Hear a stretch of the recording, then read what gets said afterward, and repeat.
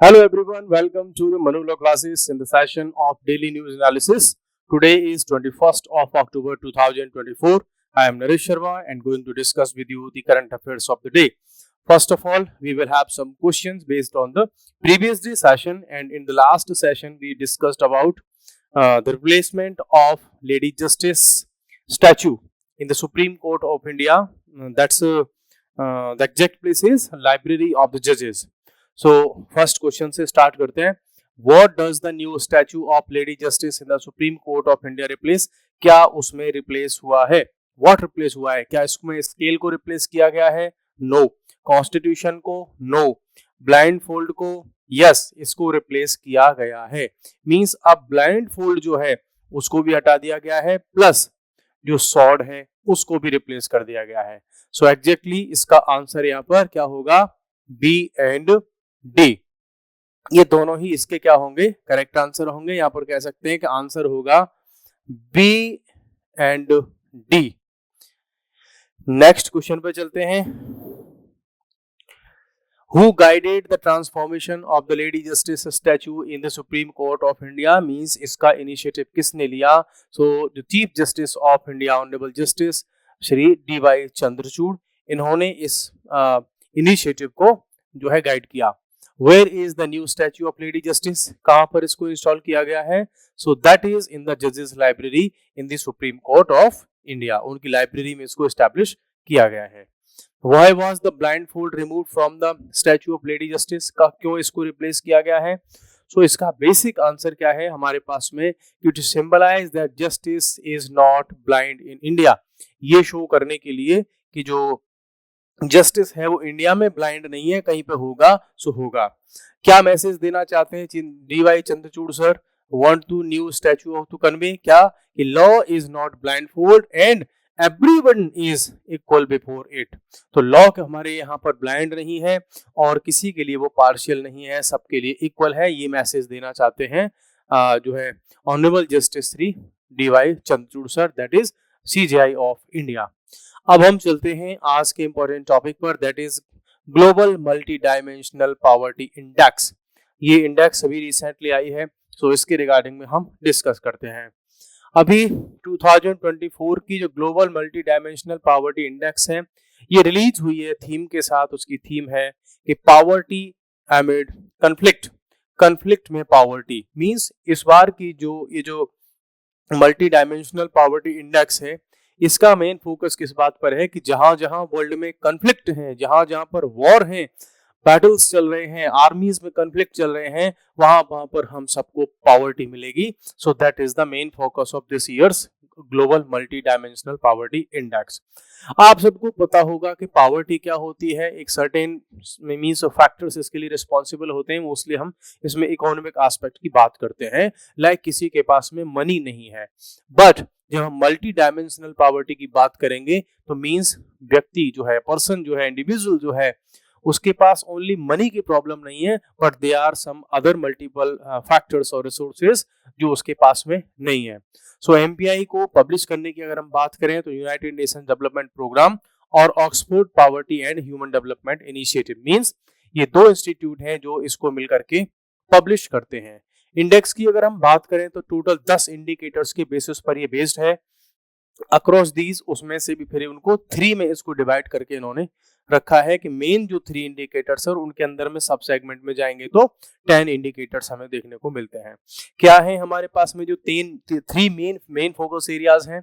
Health means, next education और living standard. Means अगर हम बात करें कि किसी भी पर्सन को हम मल्टी डायमेंशनली पुअर मानेंगे तो उसके लिए कौन कौन से फैक्टर रिस्पॉन्सिबल होंगे. अगर उसको हेल्थ के इश्यूज है, उसको प्रॉपर उसके पास में मनी नहीं है कि वो न्यूट्रिशनल फूड ले सके, बहुत ज्यादा वहां पर चाइल्ड मोर्टालिटी हो रही हो किसी सोसाइटी में, उस कंट्री में, या उस सोसाइटी में, उस कंट्री में न्यूट्रिशन की कमी हो, तो हम मानेंगे कि वो हेल्थ में पुअर है.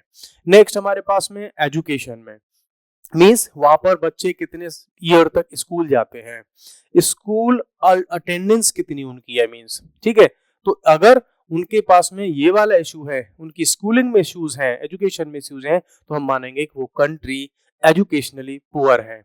हमारे पास अनोदर है लिविंग स्टैंडर्ड। तो लिविंग स्टैंडर्ड में क्या आएगा कि कुकिंग फ्यूल, कि वो कुकिंग के लिए क्या फ्यूल यूज कर रहा है, क्या जंगल से लकड़ियां जो है कलेक्ट करते हुए फिर रहा है, या उसके पास में आज के जो मॉडर्न कुकिंग फ्यूल है वो अवेलेबल है। नेक्स्ट है सैनिटेशन। अगर उसके पास में सैनिटेशन नहीं है, प्रॉपर वॉशरूम्स वगैरह नहीं है, तो भी हम उसको लिविंग स्टैंडर्ड के मामले में पुअर मानेंगे। ड्रिंकिंग वाटर उसके पास में है कि नहीं, इलेक्ट्रिसिटी उसके घर पे है कि नहीं, और उसके पास हाउस है या नहीं, और उसके पास में बेसिक एसेट्स हैं कि नहीं। तो इन बेसिस पर मीन्स हम बात करें इन सबको अगर काउंट करेंगे तो ये टोटल हो जाते हैं 10। सो ये 10 बेसिक फैक्टर्स हैं जिनके बेसिस पर हम मानते हैं कि कोई सोसाइटी मल्टी डायमेंशनली पुअर है। सो ये हो गई हमारे पास में मल्टी डायमेंशनल पॉवर्टी इंडेक्स। अगर कोई घर, कोई हाउस डिप्राइव्ड इन 1/3 और मोर ऑफ दीज मींस इनका टोटल निकालें, और उसमें से अगर कोई सोसाइटी, कोई इंडिविजुअल, कोई हाउस होल्ड, उसके पास में 1/3 चीजें नहीं है एटलीस्ट, ठीक है, उनमें से जो फैक्टर हमने देखे थे, जो 10 फैक्टर देखे थे, उसका यदि 1/3 में वो पुअर है, तो हम मान के चलेंगे कि वो सोसाइटी, वो हाउस होल्ड, वो कंट्री क्या है, मल्टी डायमेंशनली पुअर है। अगर हम बात करें just to have the key findings of this the report of this year, so हमको देखेंगे कि अक्रॉस 112 कंट्रीज में हम बात करें तो अराउंड हमारे पास में 6.3 बिलियन पीपल है हमारे पास में। तो 1.1 बिलियन पीपल मींस टोटल का 18.3% live in acute multi dimensional poverty में। वर्ल्ड के अराउंड 18.3% एक्यूट पॉवर्टी में रहते हैं। एक्यूट पॉवर्टी मींस बहुत ही ज्यादा पॉवर्टी उनके पास है, मींस बेसिक थिंग्स उनके पास में अवेलेबल नहीं है, उनके पास में फूड नहीं है, उनके पास हाउस नहीं है, उनके पास में न्यूट्रिशन नहीं है, कोई एजुकेशन नहीं है, ड्रिंकिंग वाटर नहीं है, वो चीजें नहीं है। तो हम मानते हैं कि 18.3% जो पॉपुलेशन है वो एक्यूट पॉवर्टी में रहती है। Poor people live in rural areas. देखो मोस्टली एक चीज निकल करके आई कि जो गरीब लोग हैं वो कहाँ रह रहे हैं, गाँव में, रूरल एरियाज में रह रहे हैं। 962 million means around 83.7% live in rural areas. Means अगर हम ये कहें कि टोटल पॉपुलेशन जो पुअर लोग हैं, टोटल पुअर लोग जिसमें रूरल और अर्बन दोनों को काउंट कर लें, उन सारे पुअर लोगों में से 83.7% कहाँ रहते हैं, रूरल एरियाज में रहते हैं। तो एक चीज और क्लियर हो गई कि वर्ल्ड के सारे कंट्रीज की जो रूरल सोसाइटी हैं वो पॉवर्टी में रहती हैं। अब दूसरी बात करते हैं, around 70.7% of all poor people live in rural areas. अब जो रूरल एरियाज में रहते हैं उनमें से भी 70% लोग कहाँ रहते हैं, सब सहारा अफ्रीका और साउथ एशिया। मींस वर्ल्ड मैं कहूं ये वर्ल्ड हो गया आपके पास में, वर्ल्ड में जितनी पॉपुलेशन रूरल में पुअर लोग हैं, अब ये सबसे ज्यादा कहाँ रहते हैं, या तो अफ्रीका में रहते हैं सब सहारा रीजन में, या साउथ एशिया में रहते हैं। मींस सबसे ज्यादा गरीबी अगर वर्ल्ड के किसी रीजन में है तो सब सहारा रीजन में और साउथ एशिया में वो गरीबी है, सबसे ज्यादा पॉवर्टी है।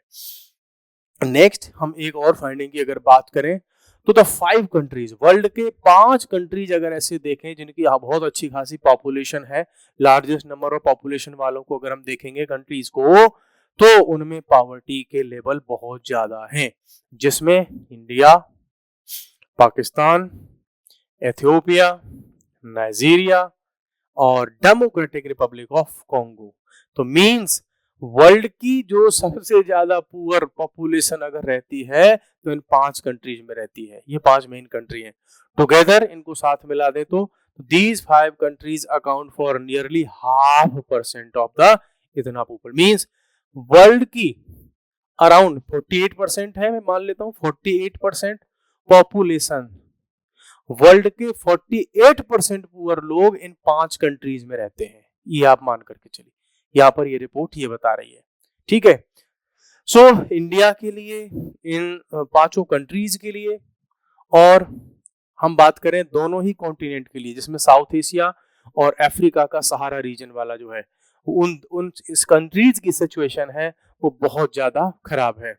Approximately 584 million people under 18 are living in extreme poverty, making 27.8% of children and compared to the इतना मीन्स अगर हम ये एज के अकॉर्डिंग इस पॉवर्टी को काउंट करें तो हमारे पास में जो 18 ईयर्स से कम के जो लोग हैं, मतलब बच्चे जो हैं, वो 27% गरीबी में हैं, जबकि जो एडल्ट लोग हैं वो 13% पॉवर्टी में है। इट मींस बच्चे ज्यादा पॉवर्टी में हैं इन कंपैरिजन टू एडल्ट्स। और ये बात तो दिखती भी है क्योंकि बच्चों के पास में अर्निंग के रिसोर्सेज नहीं होते, वो किसी न किसी पर डिपेंड होते हैं। So that's why this is correct. अब इन्होंने इस पर क्या एनालिसिस निकाली कि जो भी कन्फ्लिक्टिंग रीजन है, पॉवर्टी इन कन्फ्लिक्टेड रीजन्स, तो रिपोर्ट ये नोट करती है कि 2023 में witnessed more conflicts than at any time. अगर वर्ल्ड वार सेकंड के बाद, उसके बाद अगर हम देखें तो सबसे ज्यादा अगर कन्फ्लिक्ट हुए हैं तो 2023 में हुए हैं पूरे वर्ल्ड में।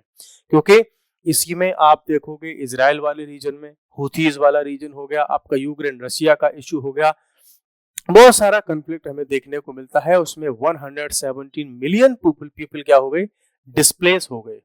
Nearly 40% of the 1.1 billion people live in poverty. Approximately 455 million people are situated in countries experiencing conflict. Means जो वर्ल्ड में 1.1 बिलियन पीपल गरीब हैं, उनमें से 455 मिलियन पीपल कहाँ रह रहे हैं, जहां पर कन्फ्लिक्ट का रीजन चल रहा है। चाहे वो आपको जो है गाजा वाला रीजन हो, पैलेस्टीन का रीजन हो, यमन का रीजन हो, यूक्रेन और रशिया के वो डिस्प्लेसमेंट वाले रीजन्स हो, सीरिया वाला रीजन हो, उन, और या फिर हम बात करें कि अफ्रीका के वो कंट्री, चाहे आपका वो कॉन्गो हो, आपका जो है सोमालिया वगैरह ऐसे रीजन हो, क्योंकि वहां पर भी बहुत ज्यादा कन्फ्लिक्ट चलते हैं। सो एक चीज क्लियर हो जाती है कि जहां पर वायलेंस होगा, पीस नहीं होगी, कन्फ्लिक्ट होंगे, वहां पर पॉवर्टी होगी। सो प्रॉस्पेरिटी के लिए, डेवलपमेंट के लिए पीस और नॉन वायलेंस एसेंशियल फैक्टर्स हैं, एसेंशियल एलिमेंट्स हैं। Reasons for India's poor performance. अब हम बात करते हैं सीधे अपने इंडिया की कि हम टॉप 5 कंट्रीज में आ रहे हैं, जिसमें हमारा फर्स्ट पर रैंक था कि सबसे बड़ी पॉपुलेशन हमारे यहाँ पे है। तो इंडिया इस पॉवर्टी में क्यों, मींस जो है अपने आप को पॉवर्टी से बाहर नहीं निकाल पा रहा है, क्या क्या हमारे पास में रीजन है। सबसे बड़ी बात एक तो हमें जो दिखती है वो है रीजनल डिस्पैरिटीज। मींस किसी रीजन में तो लोगों के पास में बहुत सारे रिसोर्सेज हैं, and in comparison with that region, in other region there are lack of resources. तो मींस वहां पर रिसोर्सेज की अवेलेबिलिटी नहीं है। एक रीजन में अच्छा खासा लोग अपनी लाइफ स्टैंडर्ड को जो है मेंटेन कर रहे हैं, वहीं अनदर रीजन में लोगों के पास में बेसिक कम्युनिटीज में नहीं है, जैसे हम देख सकते हैं रूरल एरियाज और अर्बन एरियाज। तो इस तरीके से पुअर न्यूट्रिशन हमारे यहाँ आज भी, मींस जो न्यूट्रिशन है उसका लेवल बहुत डाउन है। जैसे कि हाँ आप देखोगे मोर देन 50% ऑफ इंडियाज जो गर्ल्स हैं, ठीक है, वुमेन हैं, उनके पास जो है आयरन की कमी है, उनमें वो फॉलिक एसिड की उनमें कमी है, एनीमियक है वो, ठीक है। दूसरी तरफ इंडिया में जो अदर बहुत सारे न्यूट्रिएंट्स होते हैं वो नहीं है। ज्यादातर लोग आप जैसे कि देखोगे रूरल एरियाज में, वहां पर डाइट की जो डाइवर्सिटी होती है, डाइवर्सिटी की अगर हम बात करें तो फूड में उनके पास में डाइवर्सिटी नहीं है। जैसे हम जाएंगे, आप चले जाओ बिहार, झारखंड, है ना, ऐसे रीजन में चले जाओ, मोस्टली वहां पे आपकी डाइट में क्या मिलेगा, वहां पे राइस, भर भर के राइस खाएंगे। क्यों? क्योंकि अगर डाइवर्सिटी वो फूड में मैनेज करना चाहते हैं तो उसके लिए चाहिएगा पैसा। इसीलिए सिंपल क्या करते हैं, या तो रोटी, दाल, चावल, इन्हीं से जो है अपना पेट भरते हैं। जबकि अगर आपको न्यूट्रिशन चाहिए तो डाइवर्सिटी मेंटेन करनी होगी अपनी डाइट में, जिसमें आपको कई बार फ्रूट्स इंक्लूड करने होंगे, ग्रीन वेजिटेबल्स इंक्लूड करनी होंगी, आपको मिल्क ऐड करना होगा, है ना, ऐसी बहुत सारी चीजों को ऐड करना होगा। जबकि जब पॉपुलेशन पुअर होती है तो वो ये डाइवर्सिटी मेंटेन नहीं कर पाते और न्यूट्रिशन नहीं मिल पाता। नेक्स्ट है हमारे पास में quality of education. Government schools वगैरह को हम देखें, इवन बहुत सारे प्राइवेट स्कूल्स को देखेंगे तो वहां पर एजुकेशन की जो डाइवर्सिटी, जो क्वालिटी है वो मेंटेन नहीं होती। टीचर्स टाइम से नहीं जाते, नॉन क्वालिफाइड टीचर्स रखे हुए हैं, एक टीचर, वन टीचर, और हो सकता है 150 स्टूडेंट्स को अकेले पढ़ा रहे हो, इस तरीके का सिस्टम है। सिलेबस कई बार वेल डिफाइंड नहीं है, टीचर्स की अटेंडेंस नहीं है, अब इंफ्रास्ट्रक्चर नहीं है स्कूल्स में। वाटर एंड सैनिटेशन, आज भी इंडिया में हम बात करें तो इंडिया की बहुत बड़ी पॉपुलेशन के पास, स्पेशली रूरल एरियाज की बात करें तो प्रॉपर ड्रिंकिंग वाटर उनके पास में नहीं है, दूर दूर से पानी लेकर के आते हैं वो नहीं है उनके पास में, या फिर क्लीन वाटर उनको नहीं मिल पाता, उसकी वजह से डिजीजेस हो जाती हैं। इकोनॉमिक सेटबैक्स, उसमें दूसरी हम बात करें कि जैसे तैसे लोग अपनी जो है प्रॉस्पेरिटी को, डेवलपमेंट को इम्प्रूव कर रहे थे, तब तक उनको सेटबैक लग गया कोविड-19 का। तो अच्छे भले लोग प्रोग्रेस कर रहे थे, उसको बड़ा सेटबैक लग गया कोविड-19 से, तो वो प्रोग्रेस हमारी वहीं पर जो है लग गई। नेक्स्ट हम देखते हैं कि इंडियाज नेशनल एमपीआई, कि अगर वर्ल्ड के लेवल पर मल्टी डायमेंशनल पॉवर्टी इंडेक्स है तो क्या इंडिया की अपनी भी कोई इंडेक्स है? हाँ है। इंडिया ने इसको 2021 में नीति आयोग ने क्या किया था, अपनी इंडिया की नेशनल लेवल पर मींस स्टेट्स के लेवल पर जो है एनएमपीआई अपनी लॉन्च की थी, जिसको कहते हैं national multi dimensional poverty index 2021 में। रिटेन्ड 10 ओरिजिनल इंडिकेटर्स, तो जो 10 वहां पर थे हमारे इंटरनेशनल वाली में, ग्लोबल वाली में, उनको हमने यहाँ पर भी रखा एंड हैज एडेड 2 इंडिकेटर्स, 2 अपने अलग से इन्होंने ऐड कर दिए। तो मींस इंडिया की जो national multi dimensional poverty index है, इसमें टोटल इंडिकेटर्स हैं 12, जबकि ग्लोबल वाली में है 10। 2 हमने कौन से ऐड कर दिए, मैटरनल हेल्थ और बैंक अकाउंट, इसको भी हमने ऐड कर दिया। मींस अगर बच्चों के पास उनकी माताओं की हेल्थ ठीक नहीं है और लोगों के पास अगर बैंक अकाउंट नहीं है, तो उसको भी हम काउंट कर रहे हैं किसमें, पॉवर्टी में। तो ये पॉइंट भी हमने उसमें ऐड किया है नेशनल लेवल की मल्टी डायमेंशनल पॉवर्टी इंडेक्स में। यहां से क्वेश्चंस कल हम बना करके आपके सामने रखेंगे, तो बेसिक से क्वेश्चंस होंगे, उनको आपको सॉल्व करना है। कल नए टॉपिक के साथ फिर से मिलते हैं, तब तक के लिए bye bye, take care, thank you very much.